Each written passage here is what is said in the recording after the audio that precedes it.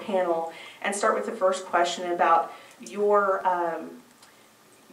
thoughts on Native American mascots, specifically this term that has recently been banned from our schools. This is not really a term that's up for debate. This is offensive, and if this is offensive to this community, then thereby it should be deemed offensive. It's not when terms of other racial terms, the N-word.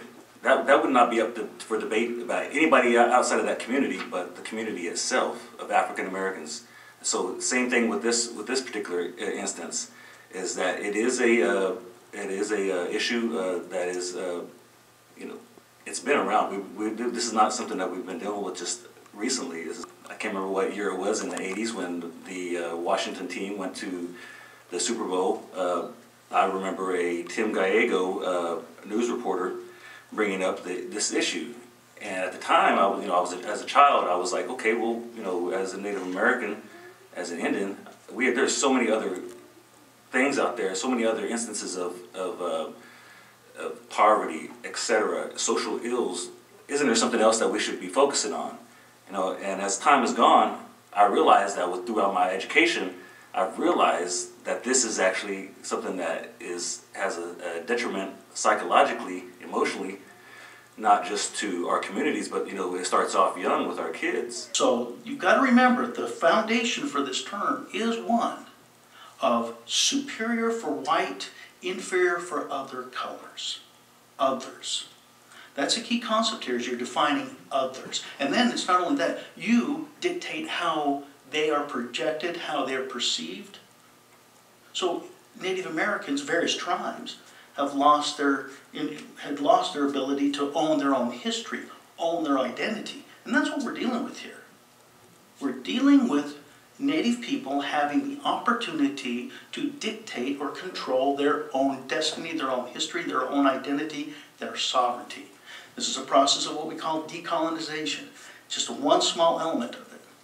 Just as importantly can say, you know what, because I'm Native, or because I'm African American, or because I'm Asian, or whatever it is, I am supposed to have certain attributes.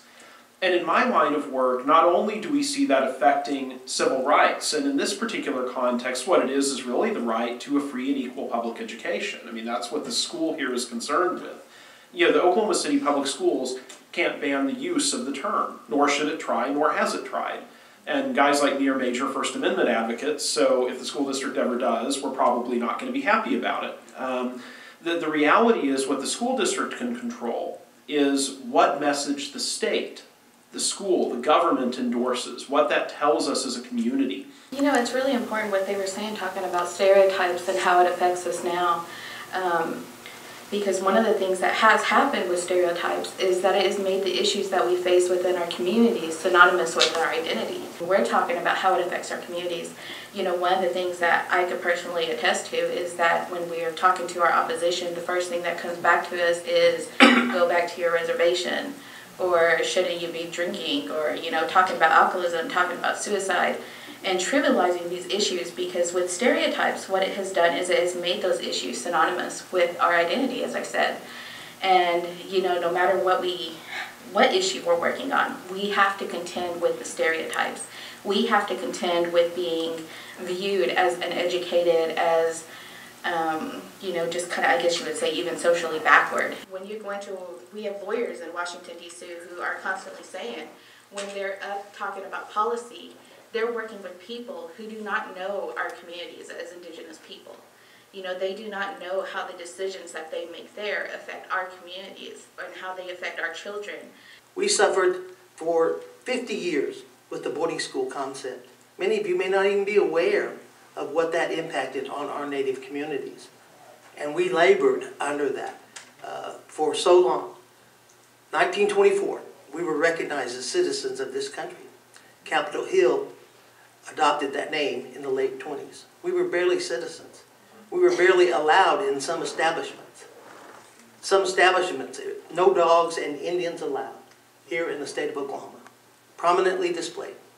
Just an inherent experience that you grew up in. And by saying that this imagery, the imagery that we argue against is honoring us. You tell us what is honoring us. You don't allow us to say whether or not it is an honor. But you say that. The community says that.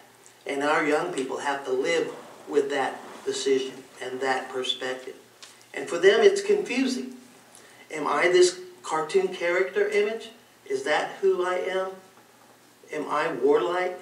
Am I violent? Is that what I will turn out to be? And then we evolve into these negative social dilemmas that you stated so eloquently. Address your question. question. One more question. Just one moment. Let's let them address that question because we absolutely want to make this about education. So let them address your question, and then if there's anything else pertaining to this issue of the term redskin, we will be glad to take your question on a 3x5 note card and bring it to the front. We will not be allowing people to stand up and just say whatever they want because unfortunately it becomes counterproductive. Remove that name redskin. Just because it won't be on the billboard or anything, you're still considered a redskin, no matter where you go. I don't care. You go to Texas, go to Lawton, you're still a redskin and you're an alcoholic and no good Indian. Which is a great reason to change it. Which is a really great. Stated our argument. It is a good argument about why it should be changed because you're right. Those stereotypes are absolutely tied to those stereotypes that. Really, the Indians were here before we were. So if you're going to be that way, then take the Indian off the state capitol. But I would like to say this, and I don't want you to cut it. I'm going to quote Mike Ditka, who was a famous player and a coach for Chicago, when they're talking about changing the Redskin name in Washington, D.C., and here's what he had to say. He said, the Washington football team absolutely, positively, without a doubt, should keep its name no matter who it offends. Because, according to Ditka, those who are offended are merely political correct idiots and liberals who complain about everything, who are silly and asinine. That's pretty heavy. Now, you understand this is not put on by the school. I understand what this is to re-educate us, but I got news for them. They're not going to everybody I've talked to here, they want this kept as Redskins. And also, I was out there when the students walked out, and they came over and hugged me, thanked me for being the only adult that would stand up for them. So that's basically what I'm here. I put on the card, I want to speak for the Capitol Hill High students and the alumni.